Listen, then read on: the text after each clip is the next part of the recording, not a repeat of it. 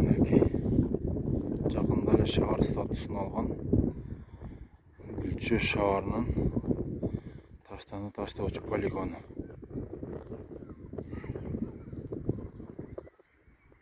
Шарт 0.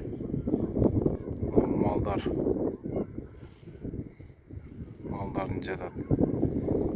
Мусорду иштешип. Як болсо айыл. Мына жерде суу, чоң суу өткөн. Мына жерде суу өткөн. Анын аркы бетинде эле уже айыл.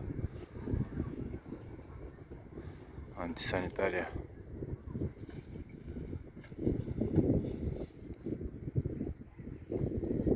Ой, күйүп түтүп атат уже.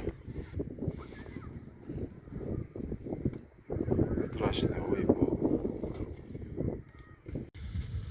Койдун өлүгү жатат. Бул эреже боюнча яма беккариге таш салыш керек эле. Мүмкүн жугуштуу оорулар болсо, могу жердеги могу жаткан малдарга